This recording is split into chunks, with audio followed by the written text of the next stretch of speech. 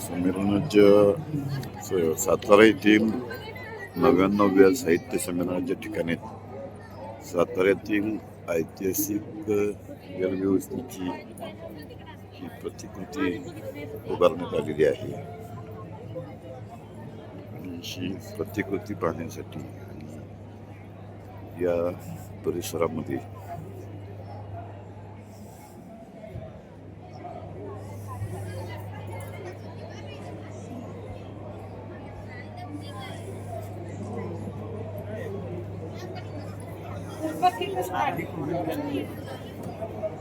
छायाचित्रे घेण्यासाठी आबालवृत्तांची गर्दी आपल्याला दिसते.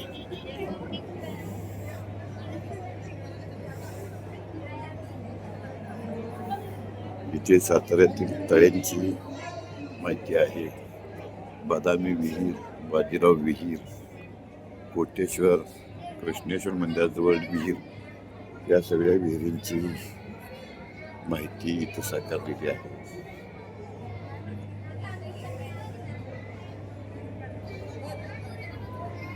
साताऱ्यातील लोकवस्तीच्या रचनेतून मिळणाऱ्या धड्यांचा उल्लेख आहे. ही जी ऐतिहासिक पाणी योजना आहे ती 1707 साली शाहू महाराजांनी यवतेश्वरच्या डोंगरातील असंख्य वाहत्या झऱ्यांना मोठ्या तळ्यात एकत्र केलं आणि या तळ्यातून जलवाहिन्यांच्या सहाय्यानं शहरातील घरामध्ये तसेच सार्वजनिक ठिकाणी बांधलेल्या हौदामध्ये पाणी उपलब्ध केलं.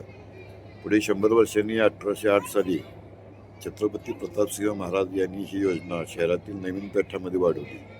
डोंगरातून वाहणारे पाणी महाद्रय तळ्यात साठवले गेले.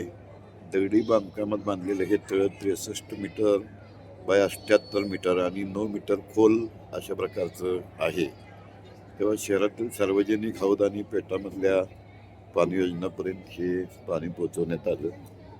तेव्हा हे सातारा शहराची ही जी पाणी योजना आहे पूर्वीच्या काळची, हे सातारा शहराचं खास आणि वेगळं वैशिष्ट्य आहे. आणि ते पाहण्यासाठी अर्थातच साहित्य रसिकांची या परिसरामध्ये सातत्याने गर्दी. आपण पुढे बघू शकतो की 99व्या साहित्य संमेलनाच्या निमित्तानं जे ग्रंथ प्रदर्शन आहे त्याला असं धनशीजा कुपर ग्रंथनगरी असं नाव देण्यात आलेलं आहे. इथे आकर्षक अशा प्रकारची छायाचित्र आहेत. वेगवेगळ्या साहित्यिकांच्या कविता इथे आहेत. उदाहरणार्थ मी पण ज्यांचे पक्व फळाफळी सहजपणे गळले हो, जीवन त्यांना कळले हो, ही बाबू बोरकरांची कविता या प्रवेशद्वारावरती आपण बघू शकतो.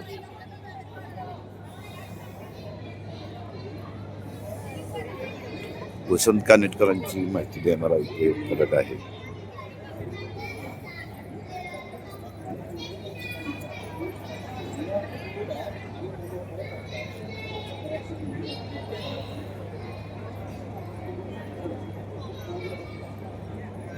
नव्या साहित्य संमेलनानिमित्त साहित्य नगरीत स्वागत करणारे फलक ते जागोजागी भेटलेले आहेत.